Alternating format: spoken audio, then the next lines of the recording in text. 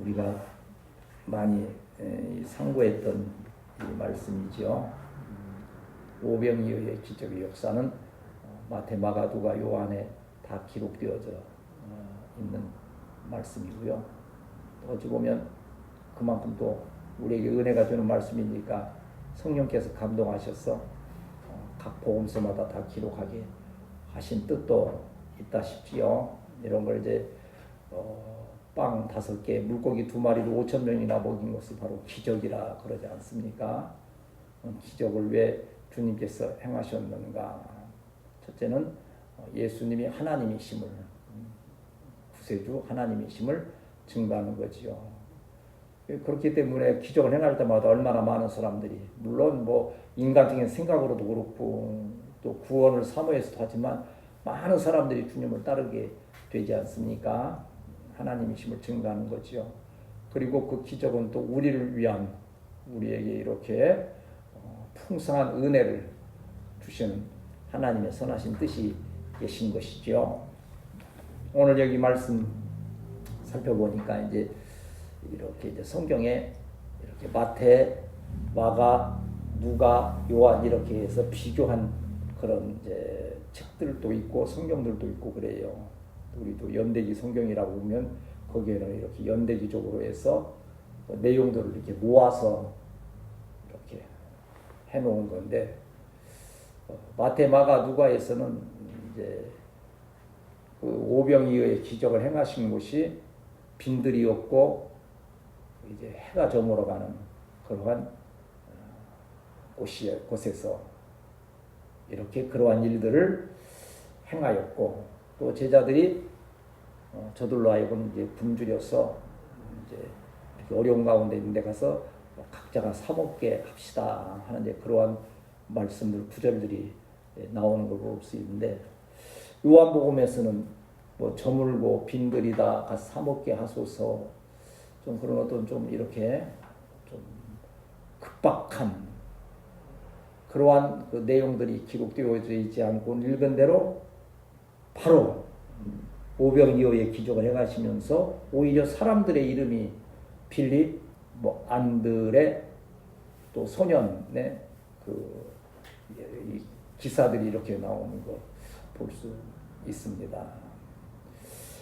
왜 이런 차이가 있을까? 뭐 이제 마태, 마가, 누가, 요한 이렇게 기록한 그 목적들이 조금씩 다르긴 해요. 이제 우리가 신학교에서 배우는 대로 하면 이제 마태복음은 유대인들을 위해서 이렇게 기록했다 하면, 마가복음은 로마인들을 대상으로 해서 했고, 누가복음은 그때 문화권을 형성하고 있어. 우리로 말하면 한류 그런 문화권이 있지 않습니까? 헬라권에 있는 그러한 대상, 그러니까 사람 중심의 그러한 어떤 문화권에서 저기 한다면, 요한복음은 온 세계 모든 하나님의 자녀들에게 예수님이 하나님이심을 이렇게 드러내기 위해서 기록된 그리한 것이다 한다면, 요한복음에서 이렇게 빌립, 안드레, 그 소년의 이름들이 나오면서 믿음이라고 하는 문제를 우리에게 가르치시는 거예요. 우리가 뭐 항상 듣는 말씀대로 빌립은 좀 믿음이 적은 것처럼 나오고, 안드레는, 이 빌립은 참 천국에 있어도 때로는 귀가 좀 간지러울 것 같아요. 뭐 빌립같이 안 됐으면.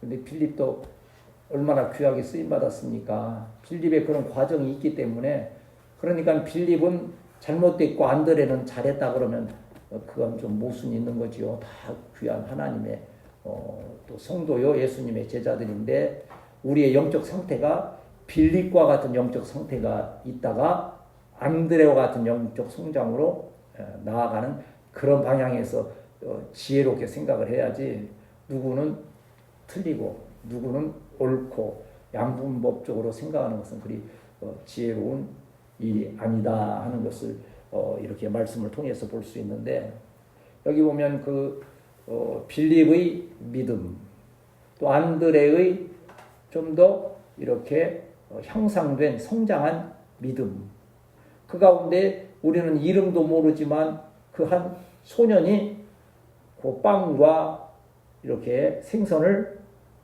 예수님께 드리는 그 믿음, 이러한 크고 작은 여러 가지의 그 믿음을 통해서 예수님께서 놀라운 역사, 이 기적의 역사를 행하셨다는 거예요. 우리 항상 말씀드린 대로 물론 예수님께서 그 아무 흔적이 없어도 말씀 한마디로 천지만물을 만드시는데 뭐 소위 말하면 그까짓 거 못 하시겠어요? 5천 명을 못 먹이시고 5만 명을 못 먹이시겠어요?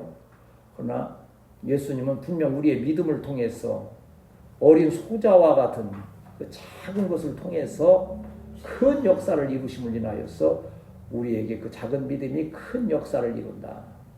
주일날 설교에 무슨 내용이 나왔어요? 무슨 시 말씀했어요? 겨자씨가 크다 그랬죠? 작은데 뭐가 있다 그랬어요? 생명이 있다 그랬잖아요. 그렇게 생명 있는 이러한 믿음들을 통해서 오병이어의 놀라운 기적의 역사에 쓰임 받았는데 그걸 통해서 예수님은 하나님이심을 나타내시거니와 많은 자들에게 큰 은혜의 현장, 삶의 풍성한 은혜가 있음을 가르치신 사실을 이렇게 발견해 볼 수 있지요.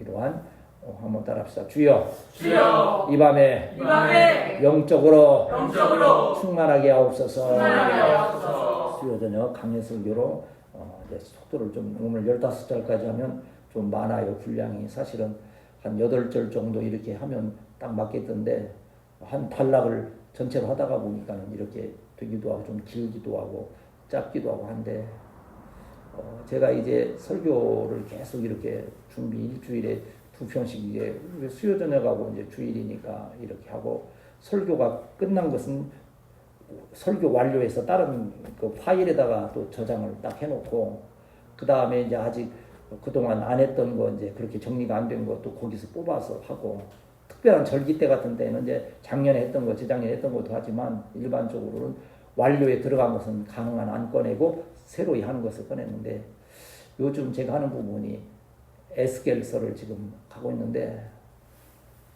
빨리 읽어나가면 그냥 쉬운데 그걸 하나하나 다 이렇게 좀 한번 맞춰보면서 무슨 뜻일까 하다 보니까 하루에 20절을 목표로 해서 하는데 어느 날 막 힘들어 죽겠어요. 막 하기 싫어 막. 근데 또 그렇게 또 그게 시간이 잘 가고 재미있을 수가 없어요. 황 목사님 옆에서 보면서 그럴 거예요. 저 양반이 뭐가 쉬워서 한다니 쉬워지. 저렇게 수그리고 앉아서 어깨 펴라고 옆에서 어깨 펴라고 난 잘 보여야 되니까 이렇게 또 보고 내 지금 그냥 막 이사야서도 막 참 마디기 같이 막 66절까지 있으니까 뭐 에레미야 52절까지 있으니까 또 얼마나 또 말이야. 또 에스겔도 또 보통이 아니야 또 이게. 근데 에스겔을 한 3분의 1 갔는데 자관에 이 올해 안에 이 구약을 끝내지 못하면 신약은 맛도 못 보게 생겼다 지금. 그래서 내가 그냥 계속 기도하는 게 그거요. 뭐 몇 세까지 하나님께서 우리 이제 노예 시찰 목사님은 목사님 우리 총회는 75세까지인데요. 그 후에 하고 싶으면 얼마든지 할 수 있으니까 걱정하지 마시고 그냥 계속 하시라고 막 하시던데 그거 뭐 계속 하고 싶다고 하는 건 아니고 그래서 이게 신약까지 다 끝내서 다시 한번 정리해서 그 누군가에게 좀 도움이 줄 수 있는 그런 성경 연구가 된다면 그때까지만이라도 좀 이걸 할 수 있도록 들어 누워 있으면 못 하잖아요. 어디 하나 뭐 상하면 못 하잖아요. 그러기를 위해서 이제 기도하고 있는 중에 지금 이제 계속 아까 말씀드린 대로 이사야, 에레미야, 에스겔 이 구약 이쪽에 막 하다가 보니까 신약은 그렇게 볼 시간이 별로 안 되니까 신약에서 설교 본문을 찾으려면 좀 보통 힘든 게 아니에요 지금. 그래도 그래 막 순간적으로 또 정리해서 또 하기도 하는데 마침 또 오늘 은혜스럽게도 여러분은 많이 또 듣고 설교한 말씀이지만 이게 아직 완료에 안 들어가 있더라고. 얼마나 감사한지요. 그래서 이 말씀을 좀 신속하게 좀 합시다. 1절 우리 같이 읽읍시다. 시작. 그 후에 예수께서 티베리아의 갈릴리 바다 건너편으로 가시네. 네, 그렇죠.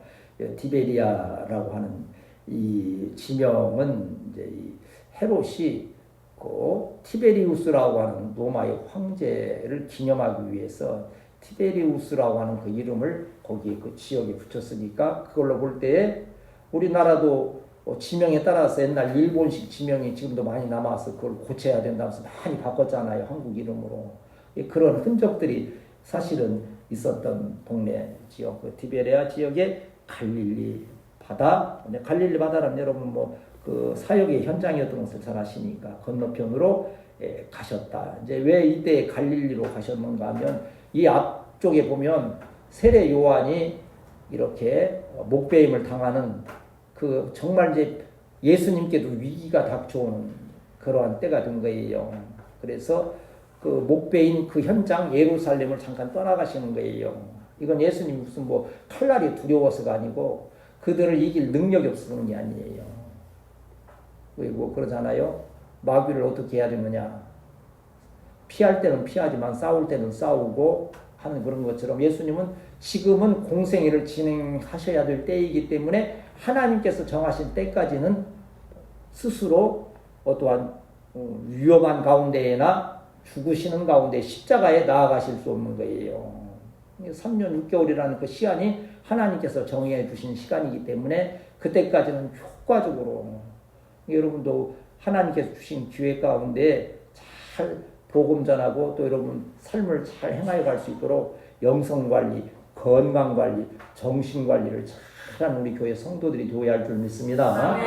적은 무리지만 절대 어떤 일은 나쁜 습관이나 악한 일들에 들지 아니하고 지금 순수한 믿음 잘 지켜가는 것을 우리 청년들은 특별히 생각해서 제가 자꾸 경계하잖아요. 내가 옛날에 그런 실수가 있었기 때문에 얼마나 그것이 많은 해가 되는가를 알기 때문에 우리가 특별히 어찌 보면 좀 왜 당신은 하고 나는 못하게 하느냐 하는 그거 아니에요. 그게 정말 중요한 거예요. 항상 성령의 인도하심을 받아서 바른 길로 하나님이 기뻐하시는 길로 나아가는 우리 성도들이 되어야 할 줄 믿습니다. 예수님께서 그렇게 이 세례 요한의 이 참수의 일들이 있는 걸 피하셔서 일단 갈릴리 지역으로 가셨다. 2절 시작. 큰 무리가 따르는 경자들에게 행하시는 표적을 보았습니다. 큰 무리가 따랐다. 이 따르다는 이 말씀은 이제 가끔 제가 이제 설명해 드린 아콜루데오라고 하는 건데 이 뜻에는 제자가 된다는 뜻이에요. 그 제자가 된다는 것은 이건 그냥 뭐 어느 날은 따라갔다가 어느 날은 안 따라가고 그게 아니지요.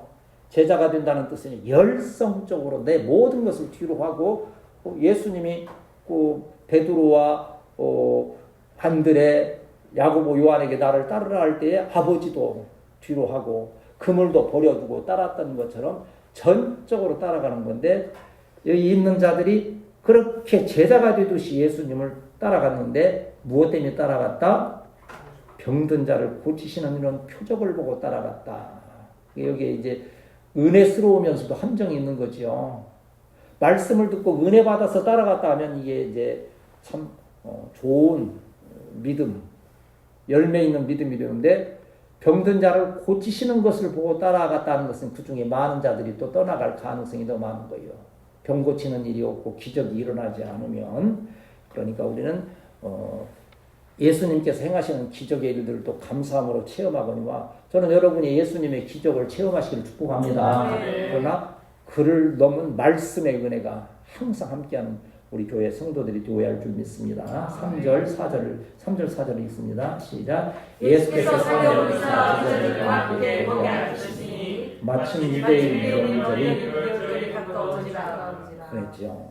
산에 올라 이제 그 현장에 대한 설명이시지요. 근데 여기 보면 명절인데 이제 이스라엘은 크게 3대 명절이 있다 그랬지요. 무슨 명절이 있는지 혹시 기억납니까?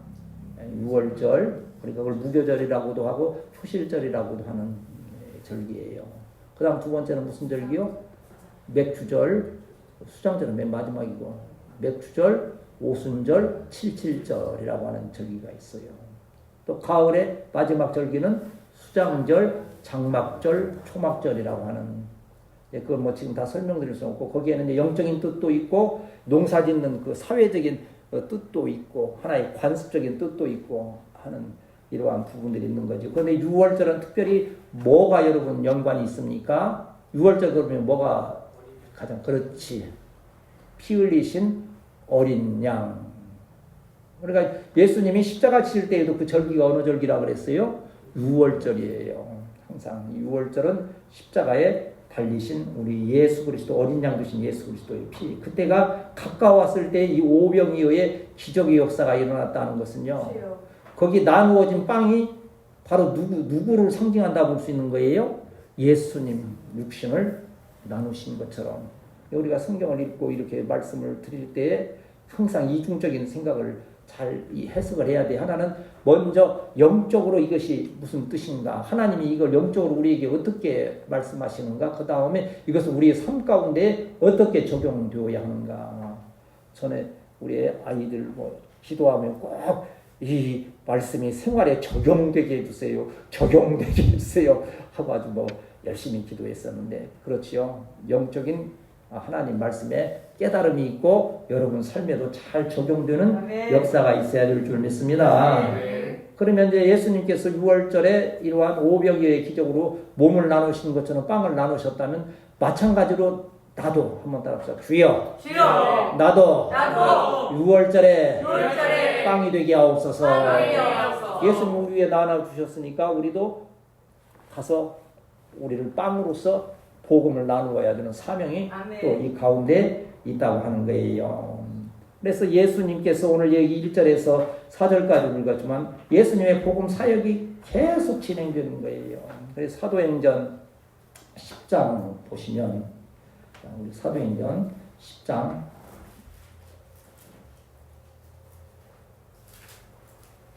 36절에서 38절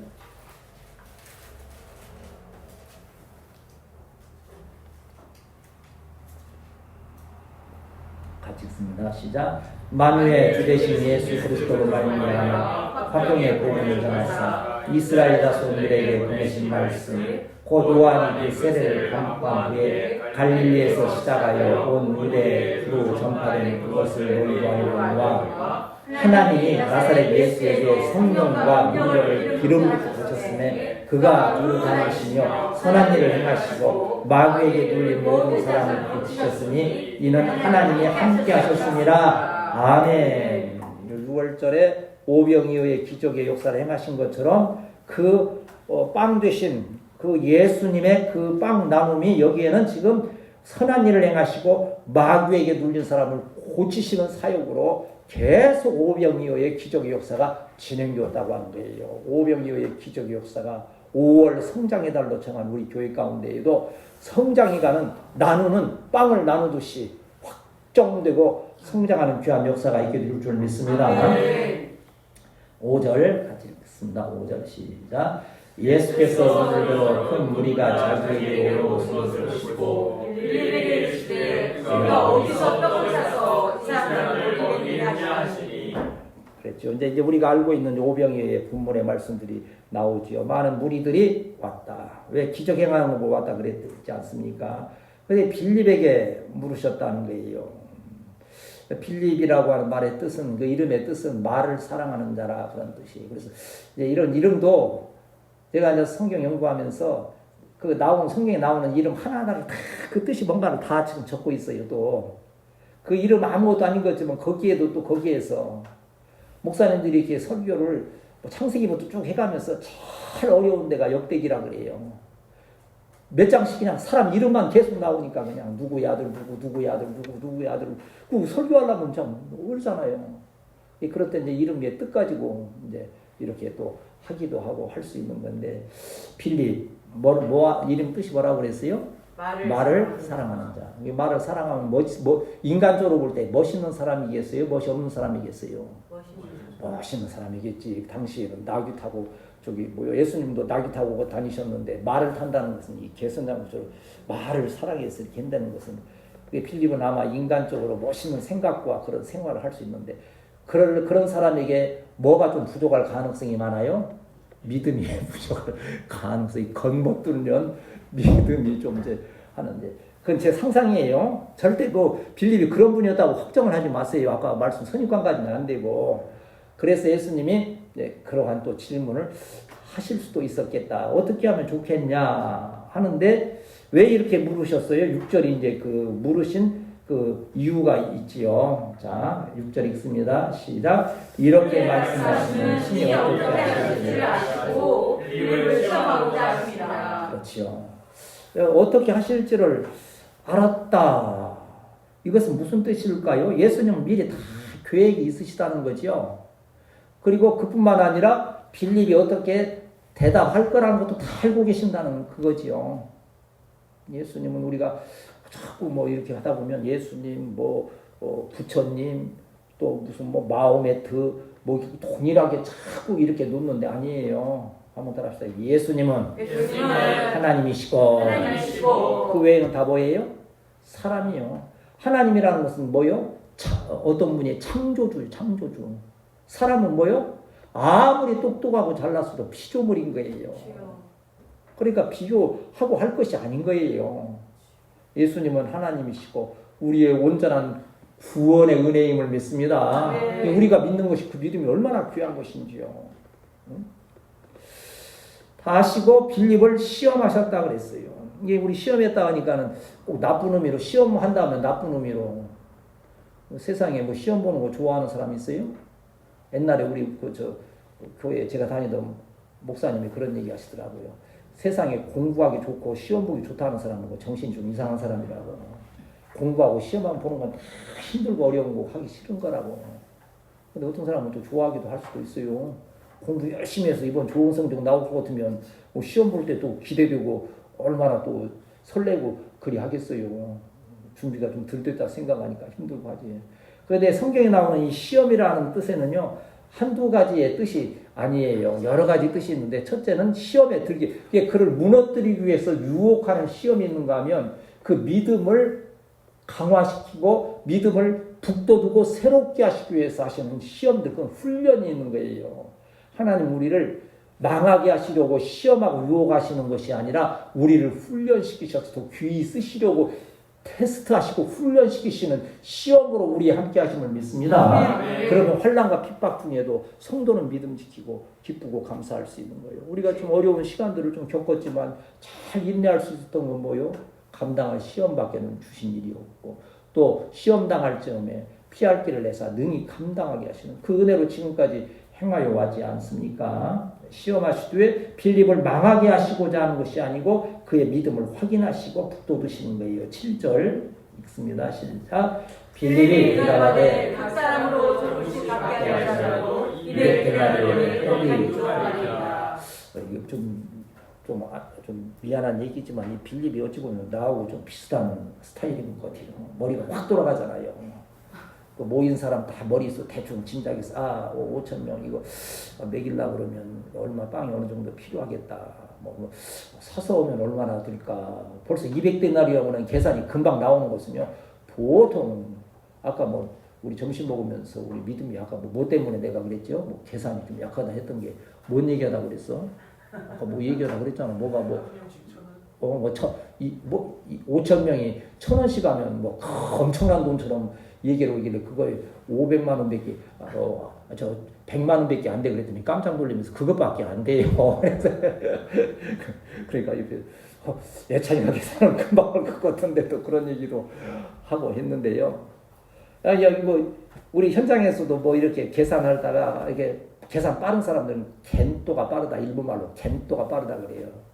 저기 하면 합판이 몇 장 딱 들어가고 저기 하면 철근이 몇 개 들어가고 다 머릿속으로 이게 나오는 사람들인데 어떤 사람들은 아무리 설명해도 그게 이해를 못하는 거였어요. 몽땅 갖다 놓고 일단 하다가 남으면 이거 어떻게 하나 하고서 한숨 쉬는 분들도 있는데 빌립은 아까 말 타는 그런 멋쟁이 인간적으로 말하면 머리가 휙휙 돌아가는 그러한 거였는데 200데나리온 우리 강호사님 가끔 설명하시잖아요. 200데나리온 데나리온은 뭐예요? 한 사람의 일당. 그러니 200데나리온이면 200일 일당이에요. 10만 원씩만 하면 2천만 원 이렇게 되어지고 15만 원 하면 3천만 원 되어지고 일이 되어지겠지요. 그런데 문제는요. 그때에 200데나리온, 300데나리온이 있어도 빵을 살 수가 없는 거예요. 우리는 슈퍼 막 싸놓고 팔잖아요. 여기에 지금 그때 당시 예수님 당시에는요. 하루하루 먹을 것을 미리 빻아가지고 그러니까 한 10명이 한 가족 단위니까 10명이 하루 먹을 것 하느라고 여인은 하루 쭉 그냥 갈고 굽고 그냥 그가 한 거예요. 그냥 우리 옛날 어머니들이 그랬잖아요. 아침 먹고 나면 점심 걱정. 점심 먹자마자 또 저녁 걱정. 하루 종일 끼니 걱정했던 거예요. 지금은 가서 막 사다 먹으면 되고 시켜 먹으면 되고. 우리 가 목사님 이게 월요일 오면 한 번쯤은 참 아빠로서 집에서 따뜻한 밥 지어서 좀 집에 김치 썰어서 된장찌개라도 해서 먹이고 싶은 마음이야 굴뚝같지만 안 돼. 나가서 먹고 저녁은 그냥 불러서 먹고 한 번도 해준 그 지금 시대가 또 그렇게 할 수 있는 시간의 여유가 없고 그리 한 세대예요. 그러니까 이 인간적인 생각이 얼마나 비합리적이라고 하는 것을 여기 또 한번 우리가 여겨볼 수 있잖아요. 나는 200데나리라고 필립이 딱 계산했지만 계산한 대로 아무 쓸모가 없는 거예요. 각 가정에서 그 만들어서 먹는 것이지 어디서 200데나리온 살 것을 빵을 저장해 놓지도 않고 살 수도 없는 거예요. 한번 따라합시다. 인간의 생각은 가치가 없습니다. 인간의 그 머리 써서 하는 것들이 별 큰 가치가 없다고 하는 거예요. 어쨌든 필립은 이러한 대답으로서 예수님의 테스트를 진행해 가는데 말씀드린 대로 예수님이 필립을 책망하거나 멸망시키기 위한 테스트가 아니고 너도 좀 믿음을 좀 가져라 하면서 누구를 통해서 필립에게 교훈을 주십니까? 그 다음에 보면 8절 9절을 읽습니다. 시작. 제자 중 하나 또 시몬 베드로 형제 안드레가 예수께 여짜오되 여기에 한 아이가 있어 들것 5개와 물고기 2마리를 가지고 있나이다. 그러나 그것이 많은 사람에게 얼마나 되겠사옵나이까. 이제 이거 이제 주석을 보니까 재미있는 주석이 나와요. 안드레는 이 안드레라는 뜻이 남자다운 그런 뜻이에요. 신사다운 남성적인 그런 뜻임에도 불구하고 성경에서 이렇게 안드레를 살펴보면 잘났다고 나서는 일이 없어요. 어찌 보면 참 굉장히 이 남성답고 막 이러한 그런 감에도 불구하고 예수님께서 어디를 특별히 가실 때에는 새 제자를 데리고 가실 때 누구를 데리고 갔어요? 베드로와 요한, 야고보. 안드레가 베드로를 형을 인도해서 해온 그 중요한 직책도 했거니와 참 점잖고 하는데 그것은 스스로의 겸손한 모습을 안드레가 지니고 있었다는 건데 그러나 아무리 겸손한 남자의 성격인 그러한 안드레지만 빌립이 하는 것을 보고서는 그대로 있을 수 없는 거예요. 여러분 아무리 여러분이 점잖고 또 여러 환경이 어렵다 해도 하나님의 영광을 위하여서 나서야 할 때는 담대히 나서는 성령의 인도받는 용기가 있어야 될 줄 믿습니다. 그냥 가만히 있다고 해서 다 좋은 게 아니에요.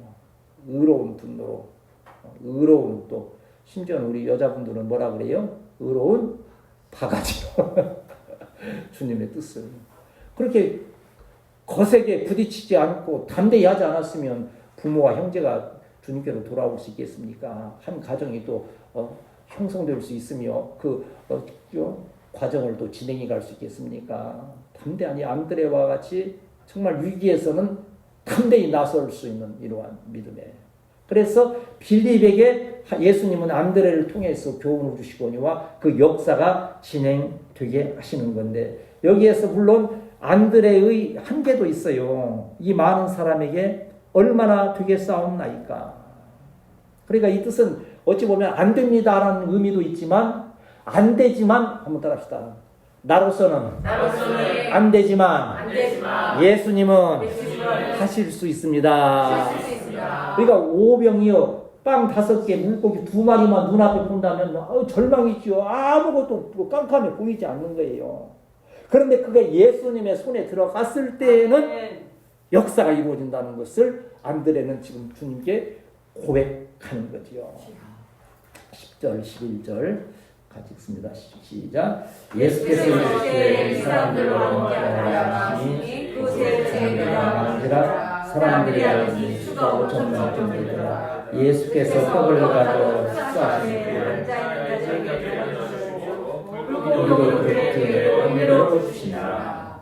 이게 얼마나 되겠사옵나이까 하면서도 손은 지금 어디로 가고 있는 거예요?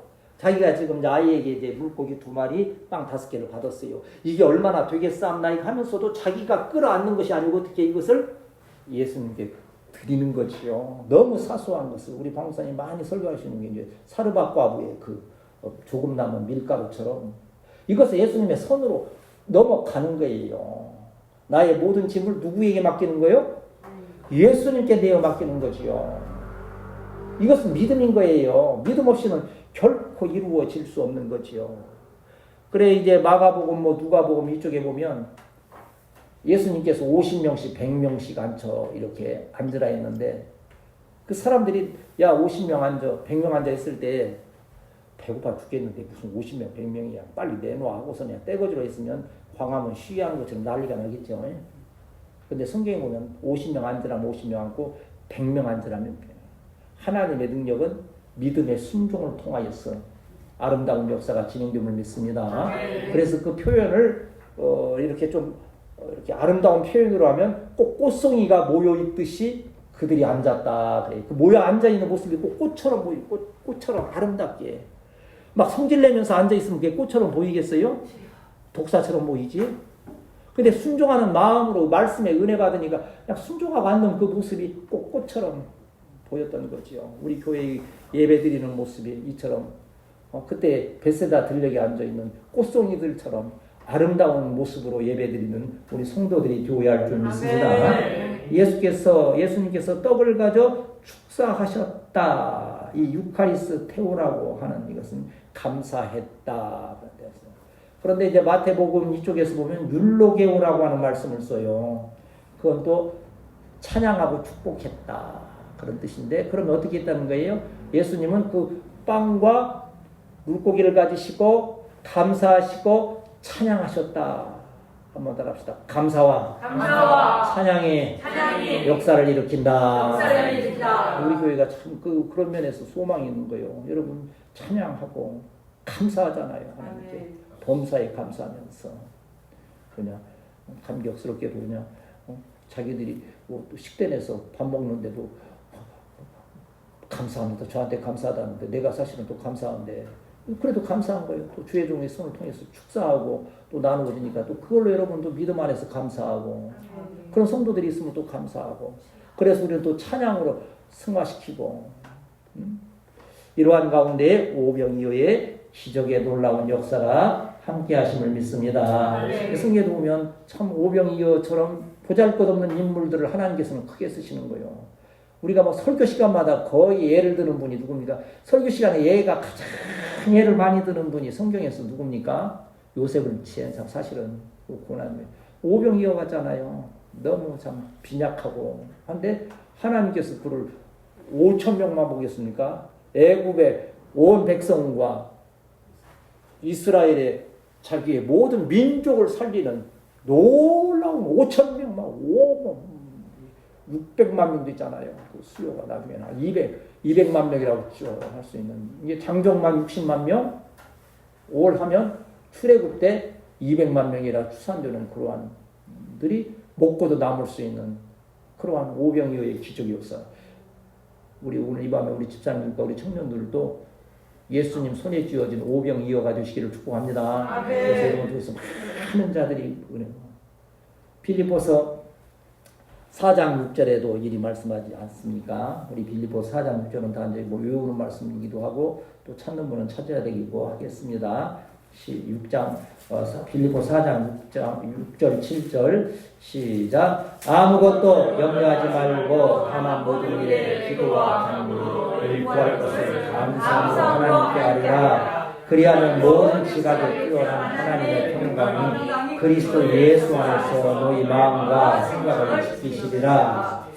감사함으로 하나님께 하리라. 여러분 한번 이게 이제 신학적으로 생각해 보면 예수님은 하나님이시죠? 믿습니까? 그런데 하나님이신데 또 하나님께 유카리스테오 감사했다? 좀 이상하지 않습니까? 하나님이 왜 하나님께 감사합니까? 예수님은 성자 예수님, 육신을 입고 하나님의 보내심을 받고 오신 성자 예수님이기 때문에 하나님 앞에서의 겸손을 드러내면서 성부와 성자의 성령의 그 삼위일체 하나님의 아름다운 모습을 보이거니와 그리고 오늘 빌립보 4장 6절 이것처럼 너희도 기도할 때 어떻게 해라? 감사함으로 하나님께 아뢰라고 우리 주님께서 유카리스테오, 율로게오, 찬양, 감사로서 우리에게 모범을 보여주신 거예요. 우리도 식사를 했고 감사로 기도하잖아요. 어떤 때 보면 바쁘면 빨리 배고프면 그냥 총알 기도로 그냥 눈 감았다 뜨고 먹긴 하지만 어떤 때는 또 그냥 먹다가 생각하면 기도 빠져가지고 또 어떤 장모님은 주책 없이 아이스크림 먹는데 그냥 30분 기도해가지고 눈 떠보니까 그냥 막대기만 남고 그냥 아이스크림을 다 녹아다 뭐 그런 우스운 얘기도 있습니다만 감사, 찬양 그럴 때의 오병이어의 기적의 역사가 그곳에 있었다. 자 12절 13절 같이 읽습니다. 시작. 그들이 배부르니 예수께서 제자들에게 주시되 남초가 끊고 흘린 것이 없게 하라 하시므로 이에 먹으니 돌도 5개로 먹고 남은 두더니 12바구니에 찼더라. 그랬죠. 12바구니에 차도록 남은 것이 있었다. 그런데 이제 그렇게 배부르게 먹어주면 일반적으로 그러지 않습니까? 우리도 이제 식당에 가면 가능한 버리는 것이 없도록 하려고 했지 않습니까? 근데 우리 때는요, 우리 참 어렸을 때는 정말 밥 한 톨 남기는 것도 어른들이 얼마나 이게 귀한 건데 그래서 뭐 어떤 분은 또 쌀 밑자가 위에 팔자 밑에 팔자 가운데 십자가 있으니까 쌀 한 톨 나오는데 88번 손이 가는 것처럼 귀한 건데 근데 지금은 이제 너무 막 흔하니까 막 이제 많이 이렇게 남겨지기도 하고 하지만 예수님께서는 이 남겨진 이것도 그들이 배부르게 먹었음에도 불구하고 남겨진 것을 버리지 말고 귀하게 먹으라는 거예요. 그런데 그게 몇 바구니 됐어요? 12바구니. 왜 12바구니예요? 여기에는 몇 가지 해석이 있어요. 제자들의 몫이라는 것도 있고 여기에 있지 아니한 12지파 이스라엘 백성들에게 나누라는 그러한 말씀도 있거니와 한편 더 나아가서 온전수로 온 땅에 이 복음의 빵을 나누어라 하는 그 명령이 그 뜻이 그 안에 있다고 하는 거지요. 참으로 놀라운 은혜이지요. 나만 먹고 배부른 그것이 아니라 우리는 만족하게 은혜를 받았을진데 이 은혜 차고 넘치는 은혜를 많은 자들과 또한 나누기를 힘써 우리 으뜸교회가 이 5월의 성장의 달에 정말 영육간에 성장하는 것으로 증거되는 귀한 역사가 있게 되시기를 축복합니다. 14절 15절 읽고 말씀 마치겠습니다. 시작. 그 사람들이 예수께서 나오시니 끄덕거리고 말하되 이는 참으로 세상에 오실 그 선지자라. 그러므로 예수께서 이리 와서 자기를 억지로 붙들어 임금으로 삼으려 하시고 다시 사람을 떠나가십니다. 여기 바로 14절에 이제 예수님께서 그 기적을 행하신 뜻이 무엇이냐 한번 따라서 예수님은 하나님이시다. 사람들이 그 기적이 행해지니까 저가 참으로 세상에 오실 그 선지자 바로 메시아라고 인정을 하잖아요. 우리 교회 가운데 이런 기적의 역사가 있으면 이 교회가 하나님께서 역사하시는 정말 하나님께서 기뻐하시는 교회임이 또한 증거됨을 믿습니다. 여러분이 또 10% 이상의 가정의 일터에 복을 받고 정말 우리 자녀들이 잘 되면 보는 자들로 하여금 하나님을 잘 믿는 백성은 저렇게 하나님께서 은혜를 베푸시는가 또 그게 증거가 되잖아요. 그러한 역사가 있는데 15절에서 보면 이제 억지로 임금을 삼으려는 이 잘못된 믿음 우리에게 다시 한번 경계해 주시잖아요. 예수님은 거기에 휩쓸리지 아니하시고 어떻게 하십니까? 혼자 산으로 가셨다. 은혜 후에는 우리도 이게 하나의 또 교훈일 거예요. 어떤 우리가 막 흥분될 정도로의 큰 은혜가 임했을 때 그때 또 조심하라는 그 얘기를 많이 하잖아요. 그때 정말 은밀하게 정말 골방에 들어가듯 주님과 또 교통하면서 그 이후의 일들을 주님 앞에 우리 교회도 여러분 좋은 또 사모하는 일들 기쁜 일도 사소하지만 또 계속 이렇게 하나님께 허락하셨잖아요. 그때 또 겸손하게 또 나아가서 또 구하고 그래서 이제 2024년 이 5월의 성장의 이 하나의 계기 증거를 삼아서 이제 우리가 153 그 날짜로 또 기도하고 또 실제 교회가 나아갈 향방에서 기도하는 일들이 주 안에서 오병이어의 기적의 역사로 아름답게 이루어지는 귀한 역사가 있어야 될 줄 믿습니다.